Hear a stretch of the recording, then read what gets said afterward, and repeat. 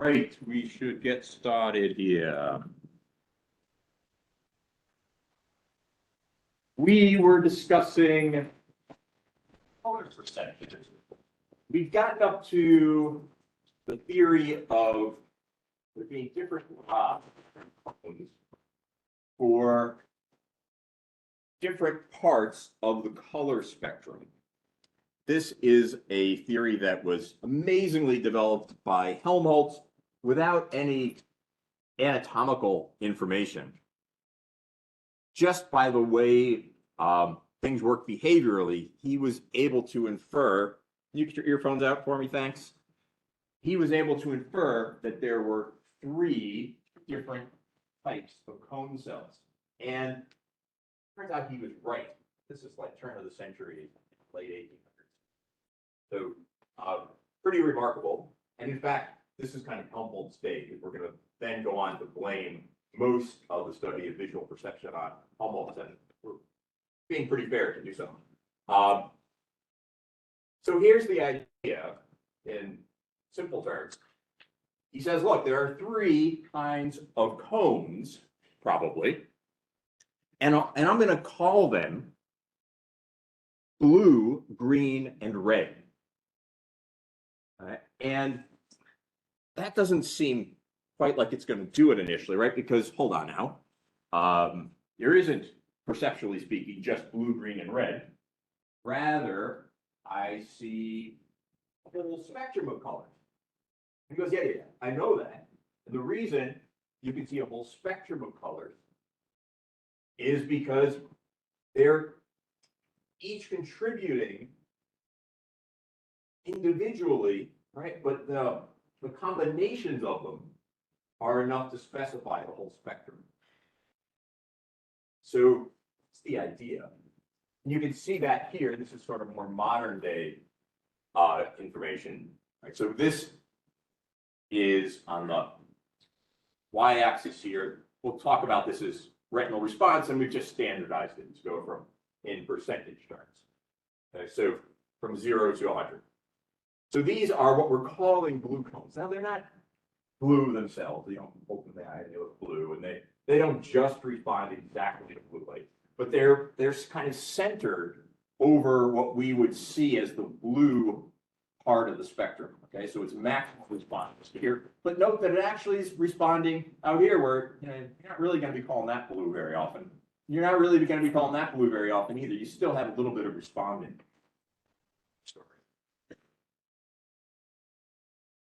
So these guys are green cones. There are also rods on this picture. We can just ignore that for the moment. These guys are green cones, and their responsiveness is centered here, which admittedly isn't exactly green, but it is what it is. So that's what he called them. But again, you can see they're responding out here where you're getting the blue, but not as much as the blue guys.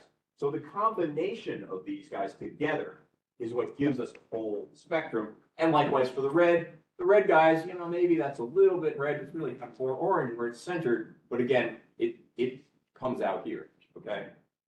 So the combination of those together is enough, according to Helmholtz, to give us the entire spectrum. Young man with the earphones in the back. Thank you. The guy behind you. Like, you don't have to be here. Okay, so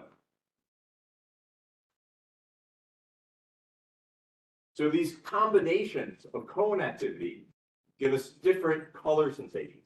And this is called the Young-Helmholtz trichromatic, 3 colors, theory of color perception. Right? And it turns out to be really pretty good. There really do seem to be 3 broad categories of cone cells. So that's the beginning of this story. You'll see it's not going to be quite the end of this story. It's a more interesting story than that. It turns out a little complication here is that the eye is maximally sensitive to different colors at different intensities. So that means that as the level of illumination, that's what we mean by intensity, changes, which colors you are sensitive to most changes. So people have taken advantage of this for things like building signs. Right? You might wonder why we chose that green. Right? The highway is just filled with this ugly, I mean, it's ugly, let's face it. And it's not just Connecticut, it's all over the country. We have these ugly green signs. It seems like just a bad fashion choice. We could have done better. But the reason they chose the green is you can see that in bright light, but you can also see it in dim light. It is maximally sensitive. And likewise, it's not just a beauty choice in submarines. When they have red light, they have dim light conditions, right? So they have red light come on. You can see very well in very dim red light, right? So they take advantage of these things. So color blindness, it turns out, comes in pairs. And that's kind of interesting from the Helmholtzian perspective, right? The trichromatic perspective, because it suggests that what's happening is you're losing a distinction between two colors.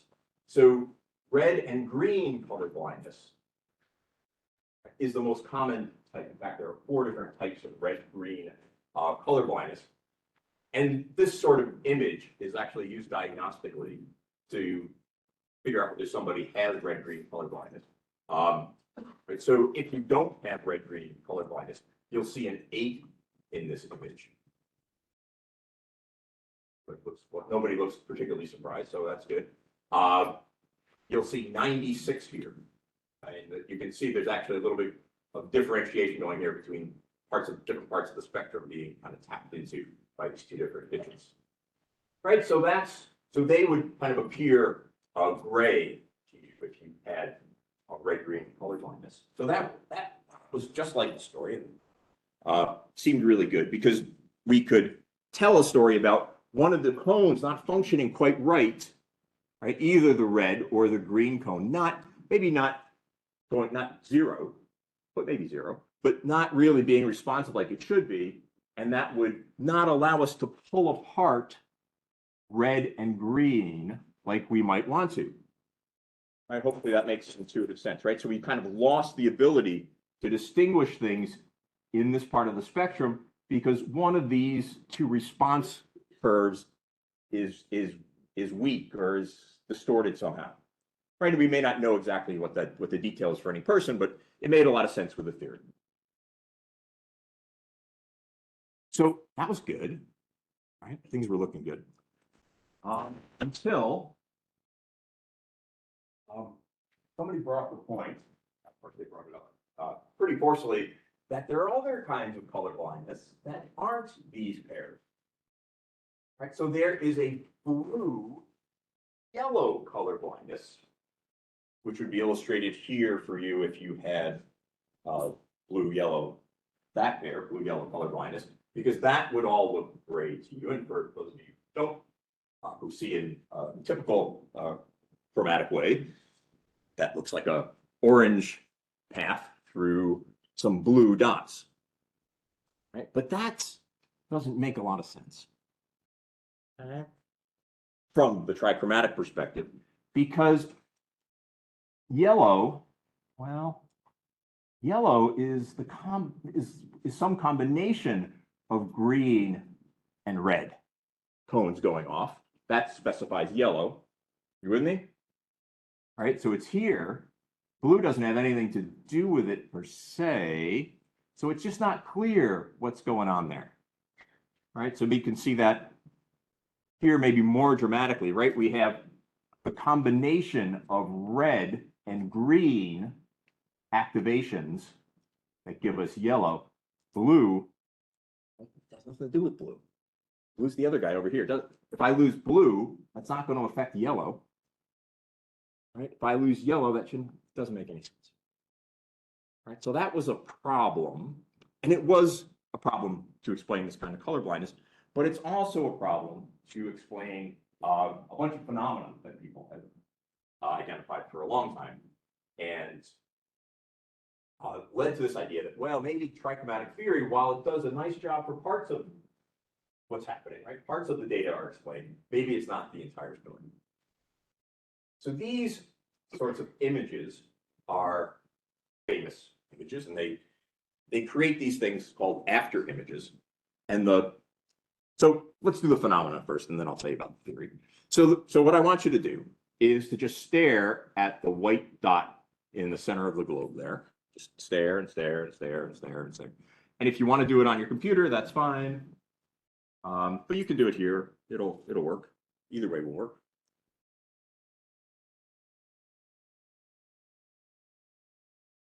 And as you're staring, your visual system is starting to get kind of tired in a way, right? The parts of your visual system that produce those colors are now using up their resources. Which is interesting, right? Because it doesn't really appear phenomenologically like it's changing to you, right? You're like, that could be, but it's still looking pretty orange and red to me, right? So that part is very clear. Okay, so keep staring.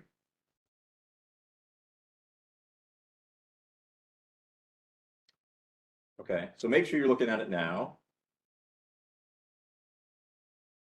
You get it? Did that work for you? You see the classic globe colors? Yeah, hopefully.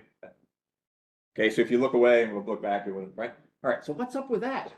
All right, well, the theory, as I just said, was that the reason that was happening was because it's like a rebound effect, right? So the usual balancing out of color inputs is now a little bit messed up because you wore out the red, orangey stuff, right? Red, yellow, I suppose we should say, right? And the other side, whatever the other side is, has a stronger contribution. So now white, completely white, all spectrums represented, more or less, delivers an image, right? It's the after image, it's the rebound image, if you will. But doesn't really work in trichromatic theory, right? Because orange, red, doesn't have that opposite to it, right? Blue doesn't have yellow as an opposite. What's up with that? So that's weird. So we can do it with these colors, and then we can do it the other way. Okay, so you can stare at this kind of chromatically inverted flag, for example. We'll do two of them.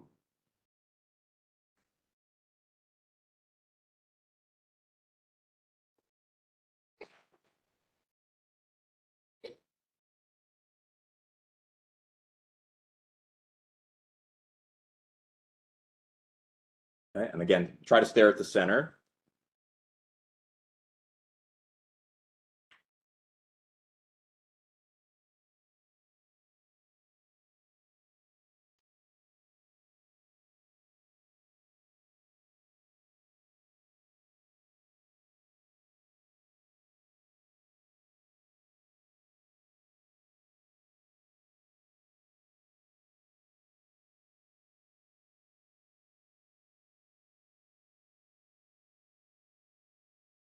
All right, let's see if that does it.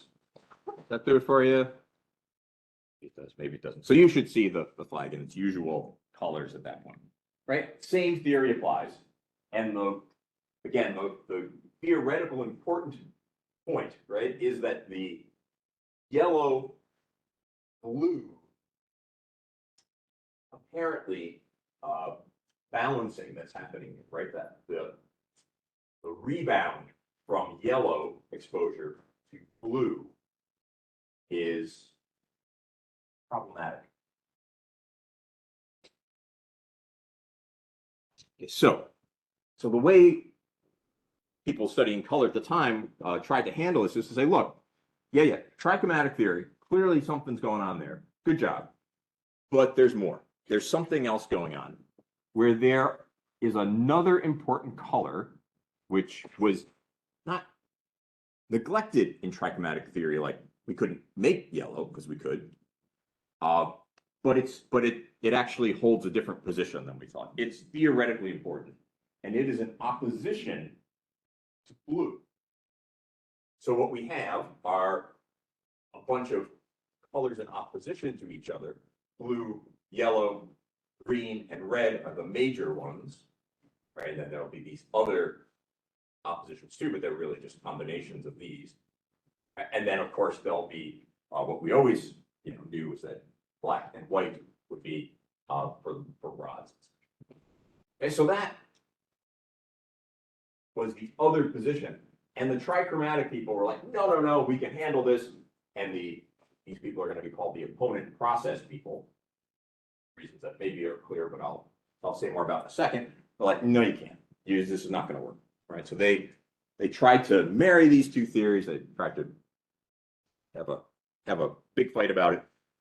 It was clear that parts of trichromatic, in the end, that parts of trichromatic were absolutely right, but there was something else going on. So before I tell you about the resolution, let me kind of try to state what opponent process theory said initially, and then kind of give you the updated version. So opponent process theory said, actually, all very nice about trichromatic theory, but not the whole story. It turns out there are 3 types of visual receptors that are sensitive to complementary or opponent color pairs.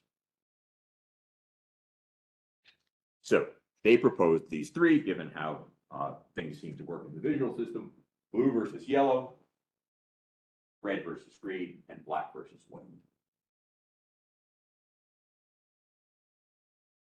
So part of the argument for this is that there are some combinations that can't be seen. So there's no such thing as a blue-yellow. You can't combine those two. And the reason for them is that it's like you have this one measurement instrument that either goes blue or yellow. There's no way for it to go blue-yellow at the same time. So there's a single sensor that is sort of reading the extent to which you're between blue and yellow, but it can't do both. Okay, so that is another layer of evidence for it. So they want to propose that in the system, there are antagonists with excitatory and inhibitory responses. And in a very general schematic way, and really all we need to know at this point, it goes something like this. All right, so they're proposing that each one of these things, which is going to be a balance scale kind of metaphor for us, is one of these things. Okay, so what they're saying here is that down, like on a balance scale, means the thing is present. So if this guy's heavily saying blue, then yellow it's heavily saying not yellow. See what I mean? So they're always proportional to each other. When it's saying red, right, it's equivalent to saying not green. When you have both inputs that are saying, hey, I'm getting a lot of blue, and other inputs are saying, another type of sensor saying, I'm getting a lot of red, you have this experience of kind of between blue and red. Okay, so the idea is that the visual receptors are in this kind of opponent process relationship. If you just had the blue and you didn't have any red input, you would just have blue. Okay, so it's possible for this guy to be completely neutral in the matter and say, no, whatever you guys want, it's good for me, I'm not really getting anything. Or maybe I'm getting equal amounts of red and green. So obviously very schematic, very simplified, but they wanted this to be initially at the level of the cones, right? At the retinal level. We're kind of not right about that. It turns out this wasn't happening at the level of the cones, but was happening kind of downstream, just a tiny little bit. So an opponent type process is happening at the ganglion cells and actually in the thalamus as well. Okay, we'll talk about it as if it's happening at the ganglion cells, and there won't, without any loss of understanding it. So let me show you sort of what, again, very schematically, what the wiring diagram looks like. And you can see what we're going to have is this combination of trichromatic theory at the level of the cones and then opponent process theory at the level of the ganglion. Everybody wins. And it's a good day, they came together. So the cones, indeed, we're gonna have blue, green, and red. And they've been labeled as short, medium, and long wavelengths, just so that we don't get confused, because here we're gonna talk about this as blue and yellow in a minute. Right, so just to keep in mind that S, M, and L correspond to the colors that we were talking about before. But again, they're just labeled for the wavelengths that they respond most dominantly to. Okay, so that's the cone layer, and indeed that's trichromatic theory, exactly as Helmholtz wanted it. These guys now extend down. They actually go through some other layers, but for wiring diagram purposes, we can just talk about it this way. They extend down such that they excite, in this case, or inhibit, in these cases, this ganglion cell. So when the short wavelength cone, or blue cone, is on, it excites this ganglion cell. If it's the case at that moment that these guys are also excited, they give negative input here and say, so as excited as you are, we too are excited. So we're all excited. So just don't give any blue signal, just kind of chill. Okay. If, however, this guy is greater, this input is greater than the negative inputs, it's blue. If this input is greater than if the negative is greater than the positive, then it's yellow. That's our opponent process, which makes sense, even though these aren't yellow. Remember that yellow is kind of between. That makes sense? Questions on that?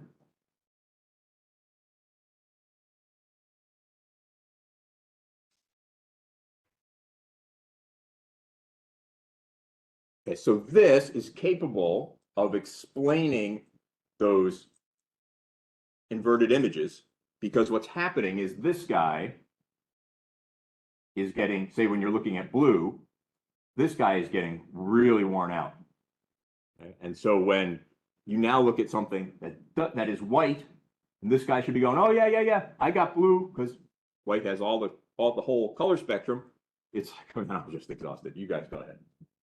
Right? And these guys, yeah, well, we are going ahead indeed, and we're excited. So we're given this negative thing, and now white turns into, visually speaking, yellow. That make sense? So that's the blue-yellow version of this. I'm sorry, yes, the blue-yellow version of this. There's also a red-green version of it, and it's the same logic. So remember that the distinction that we're after is between these guys, and so the opponent process is a negative here and a positive here. If the positive is positive inputs are greater than the negative inputs, it says red.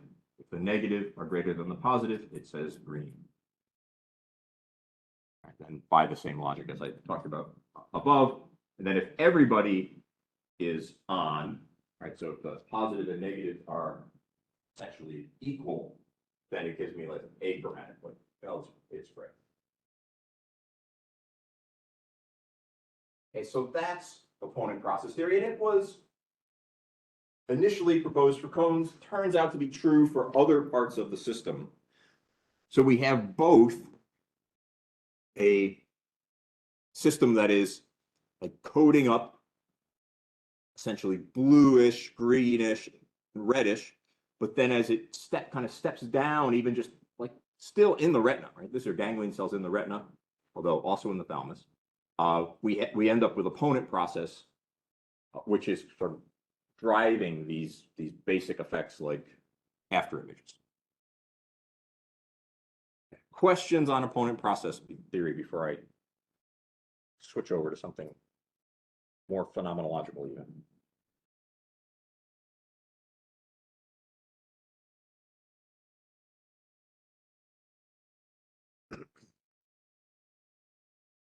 Okay, is anybody so confused they don't even know what question to ask?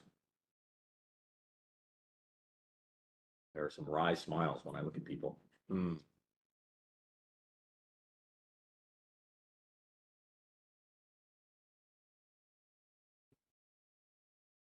Yes, go ahead. Let's say that's yellow there. But let's say that S in that. What about that? Okay, so if we have inputs here, here, and here, right? So if the sum of these negatives and this positive are the same, then you get this gray achromatic. Yep, that's a great question. Right, so it's hard to keep in mind, but worth saying one more time, that this guy being on is sending an inhibitory signal, right? So when something is like super green, this is sending an inhibitory signal to this guy and saying, actually, no, you don't you fire, just stop it. And likewise for the red. This guy, when it's on, is sending an excitatory signal and saying, woohoo, fire. Okay, so when there's white light, achromatic or grayscale sort of stuff, then everybody's going, yep, me too. Yeah, I got it. I got blue here. And the reds are going, I got red here. Right? And that balances these guys out. And what you get is an achromatic event here. Yes, ma'am. So does that relate to signal? That it does. So there's a malfunctioning. It gets pretty complicated. There's thought to be a malfunctioning for yellow-blue color blindness at the level of the ganglion cells or the thalamus. So it's not just that these guys are all firing at the same level, but I can see why you think so. Yeah, you were not. Sorry. How can white display? How can white display blue? Yeah, like after Yep. you look at Right. some time. Right. So in the blue, so if you were looking at what were we looking at? We were looking at yellow, right? And then that showed us blue. Is that what the question is? And why did that happen in the presence of white light? Yeah. Is that right? Okay. So yeah, so that gives us a chance to work through this one more time, right? So these guys were going crazy, right? Because there was yellow, right? And yellow is right in between them. Both of them are firing and firing and firing. And this guy is like, well, this has nothing to do with me. Ready? Get that right? Because when you're at that point, right? If your retina was pretty much locked on to yellow, that's what was happening. Right now, of course, other places could be other colors, right? But we're talking about just one small region of your retina.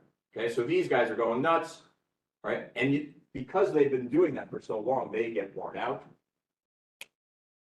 So far, so good. All right, this guy is rested, happy as a clam. Now comes white light. White light, which maybe I neglected to say earlier, has all the spectrums in it. Okay, so excites everybody. Okay. So these guys should all be excited now, except that these guys are exhausted. Like literally, they are low on resources. So they probably are firing some, but this guy is like rested, ready to go. And so now positive is greater than negative, and you get blue out of the ganglions. Sensible? Oh, this question sounds great. Go ahead.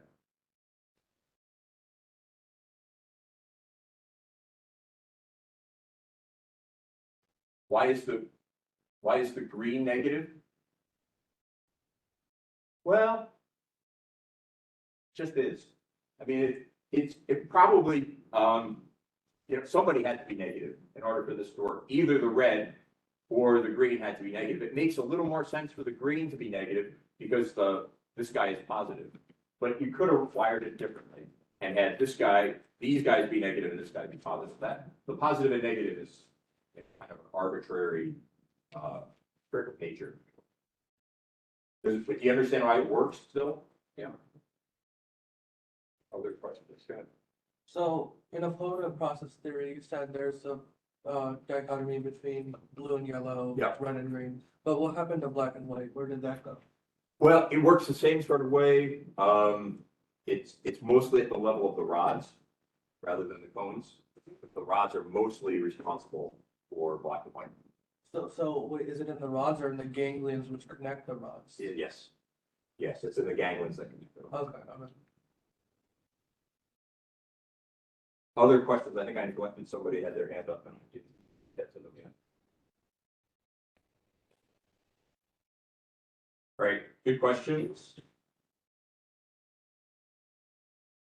Okay, so that's admittedly a little bit complicated. Not as bad as some of the stuff I'm skipping. So that's probably cold consolation. Let us, let's see here. This guy. That. The contract. Is that all good? That's good. So that's, kind of as far as we get easily talking about how things anatomical are understood with regard to the some perceptual phenomena, right? That's pretty neat to be able to see that. The visual system has in that way kind of revealed some of its secrets to us. But boy, we are just like at the very, very tip of the iceberg to understand what's really going on. Your visual system is this amazing place. And it works in ways that we totally don't understand, right? So there's this little promise, and there was a lot of initial excitement, but it has completely flummoxed us, like trying to get much further. That said, there are some very interesting theories and ways to try to understand it, and I'll show you some of these kind of higher order things now. Mostly what we were talking about in the previous little bit, might even be a kind of considered at the level of sensation almost. Maybe at the, it's not quite perception, although people do talk about it as color perception. Usually when we talk about perception, we want things to be meaningful. We want to kind of arrive at the level of, I know what's going on in the world. I know about my layout, I know about objects in the world, I know about events. So it's one more step up. We're going to talk about the dominant approach to visual perception initially, which I'm going to call constructionism. You can talk about it as other things. It's kind of the modal way, that meaning the most popular way to think about perception these days. The idea here is that your mind is doing most of the perceptual processing and making all sorts of decisions about what is out there in reality. You'll remember that we talked about there being kind of two stimuli, two classes of stimuli.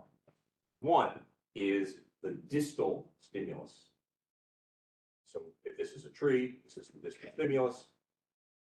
In a visual system like ours, this distal stimulus has light reflecting off it, and that light projects into the eye, strikes the back of the eyeball, and that light striking the retina is called the proximal stimulus.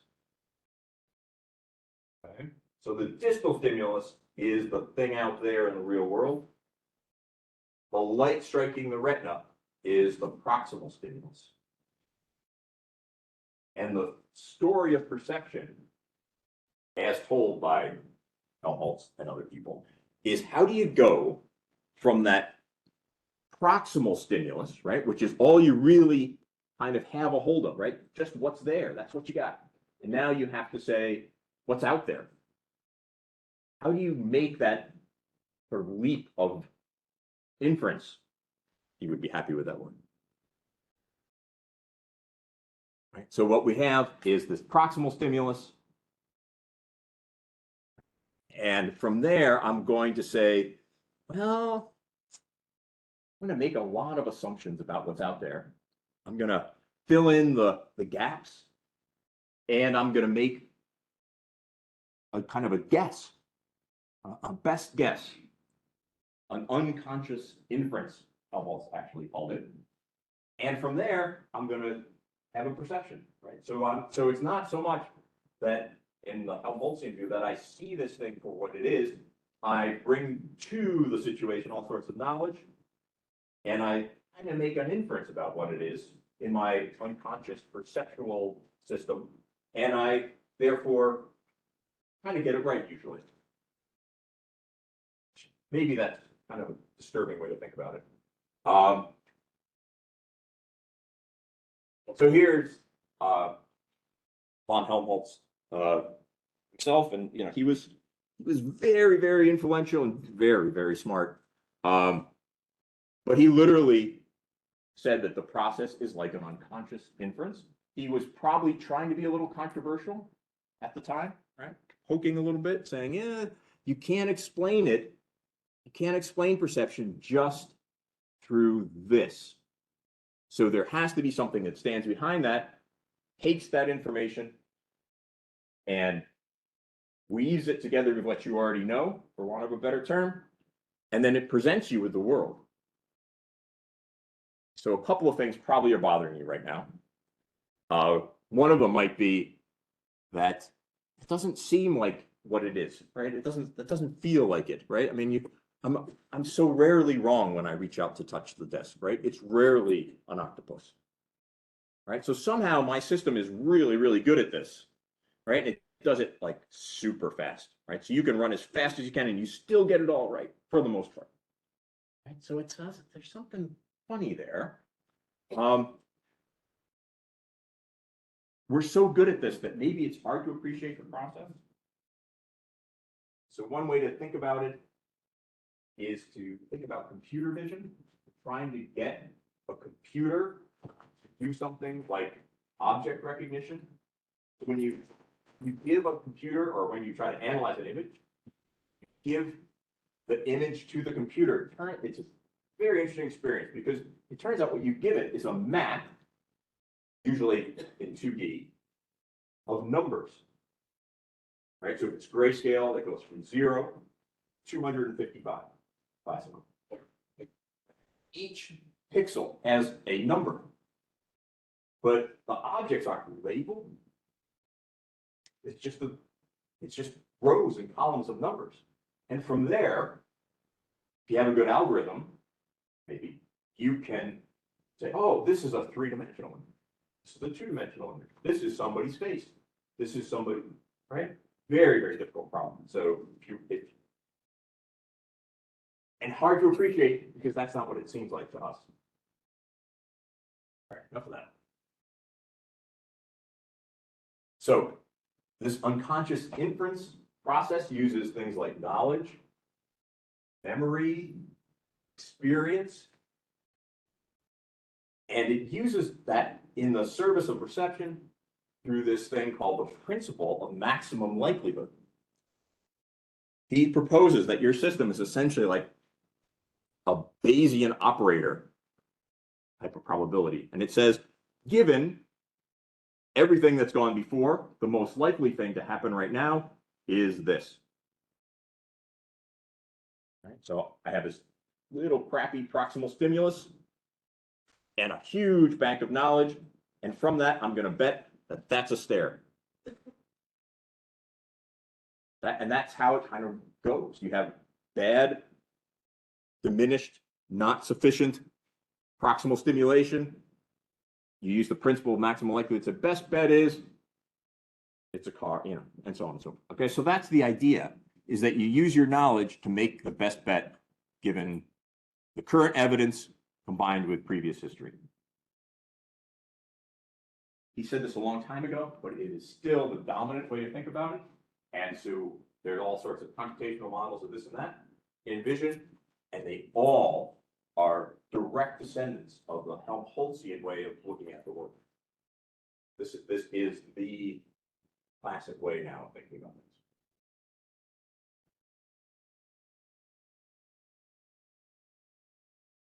So let me give you an example of this. To find examples of this, and indeed they found lots of them, you have to go to images that are not of the real world in a way. right? So if you look out in the real world, it's very hard to fool with your visual system. But if you go to made up images like this, then we can kind of play this game. Right? So this is a silly image, right? A very diminished image, not the sort of thing one sees in the real world usually, right? It's not, you don't walk home and out trots a paper cutout of a cat, right? That's not how it works. The actual cat, it's very clear that the actual cat is the actual cat. But anyway, here's the usual interpretation of this image. And again, it seems weird that I would even mention it. The idea is that there is some sort of cat image against a background. So we're talking now about the distinction between that which is in the foreground and is the thing you're looking at. And then always the thing you're looking at has something else behind it, which is the background. Kind of odd, but that's the way the world is visually, right? So everything in here, there's the foreground and there's the background, right? So if I'm looking at the person, they're in the foreground and the chairs are in the background. If I'm looking at the chairs, they're in the foreground and the things behind it are in the background. And so the game goes. Okay. Helmholtz and these other guys point out that indeed this is not the only possible interpretation of this image, that you could have had it be kind of a shadowy thing with light in front, darkness behind, and that would give you the same thing. It's a cutout, right? And it would give you the same thing, but your system initially didn't say that. It went with this, in theory, right? So why did it do that? The reason it did that, according to the Helmholtzian perspective, is that of these two alternatives, and I realize it's a totally toy problem, but hopefully you're seeing the point. Of these two alternatives, this one was more consistent with reality, your experience, your daily reality, I should say. And so you infer the more likely one. This other one is possible, rarely happens. That would be the argument. But you can see that argument isn't about the stimulation itself. It's about what you know and what you kind of brought to the table. Well, I've seen lots and lots of these things. Always it's figure, like the black cat, versus the ground, rather than the shadow box. That's the idea. And that's supposed to work for everything. So your brain, your visual system, whatever you'd like to call it, kind of chooses one thing or another. So here's another like example. This is a classic, they're sometimes called reversible figures or it's sometimes called a figure ground illusion. And you've probably seen this before, but I'll explain it very briefly here. So the deal is that you can see this as a picture of a vase or a column or something, right? And that's pretty easy. But you can also see it as two faces, right? And so the question is, again, what does the edge belong to? So if it's two faces, well, the edge belongs to the face, right? The edge belongs to this face and this face. If it's a vase, well, the edge belongs to the vase. Right? That's why that's sort of an odd framing of the question. See, right? So that, and of course, you can have it go back and forth. That's why they're called reversible figures. And you can stare at it, it'll be a vase for a while, and then you stare at it for a while longer, and it'll flip back to be two faces. Very weird, right? It's like an instability, a perceptual instability. Okay. But again, which one you choose, right? This one has sort of been set up on purpose to be an instability, but generally you're not unstable, right? You come immediately to some solution and based on these inferential processes. These processes do amazing things. So for example, this is how they explain the phenomenon, what they call color constancy. So this is a picture of a parachute. So back in the day, I think maybe you guys are too young for this. Back in the day, I was too old for this. They used to have kids do this on the playground. They'd throw the parachute up and they'd run underneath, right? And you'd play with the parachute. This is such a parachute. They stopped that, I think, because the kids kept running into each other. It turned out to be dangerous. But anyway, they used to do it. It doesn't work very well on the screen. But if you look at your slides, this screen and this screen, right, they're illuminated entirely differently. But most people would judge them to be the same hue, even under those different illumination conditions.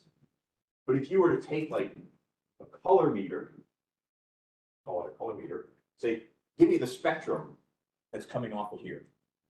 And give me the spectrum that's coming off of here. They're barely related to each other. But somehow, given this context, you see them as the same color, the same hue, under different lighting, right? You're aware of the different lighting. I mean, that's part of the perceptual experience. And the same thing with the blue and the red and so on. Okay, so that's an example of color constancy. Let me give you another example of color constancy. You've probably seen these demonstrations before. So here we have just a grayscale case. So this is a little bit of a complex figure. The weird thing that's going on here is that this square here and this square here have exactly the same grayscale value. They are the same color, right? But your perceptual system is going, no, they're not. This one is this color, and this one is this color, and they are the same. And it's very, very strong feeling. And it's so strong that it makes this guy, the letter A and the letter B, appear to be sort of in different relationships to their backgrounds. Okay, so what I'm going to do now is and I'll show you how I did it.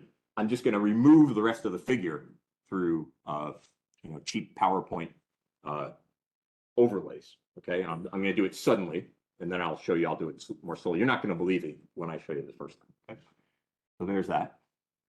I just overlaid the rest of the image. Everything else is exactly the same, right? And it appears, right, to literally change color before your eyes. So look at the B. All right, get out of here. You're changing it, right? Doesn't it seem like it seems like it's a trick? All right, so let me show you it a little bit more slowly. I'm going to rebuild it. Okay, so there's it. There it is back. Now I'm going to slowly eliminate it. Okay, so keep your eye on the B. Okay, I'm just slowly eliminating it.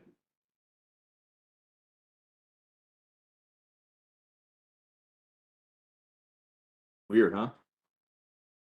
All right, so when you get to here, Helmholtz would say, yeah, the cues are different, the probabilities are different, so the solution is different.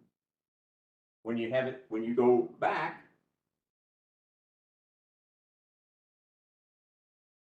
right, the checkerboard, the shadow, change the probabilities, and therefore change the color perception. And that's the best solution under this condition. It's really calls into question like what's going on, because and this is not unusual. You can go on the internet, you can find thousands of examples like this, even more dramatic than this one. So these constancies are explained through the unconscious inference process by saying changes in context change the probabilities, right? Change which is the best solution. Okay. And this works not just for color, it also works for things like shape. This one, again, is a little bit hard to appreciate because it happens every day. You would never, ever think about the alternatives, but it is, of course, possible if you're a really bad carpenter to construct a door, right, that would give you this proximal stimulus experience, which is the same experience you had by opening the door. Right? You don't want to make your door that way so it won't close. Right? But you just experience it as a door that is maintaining its shape even though the proximal stimulus is changing. So the argument from Helmholtz is that with experience, what you do is you learn to do this, to essentially allow for perceptual constancy. So the shape constancy is another example of these processes, according to Helmholtz, in play. All right, I will let you go there. Have a lovely break. We'll see you when you get back.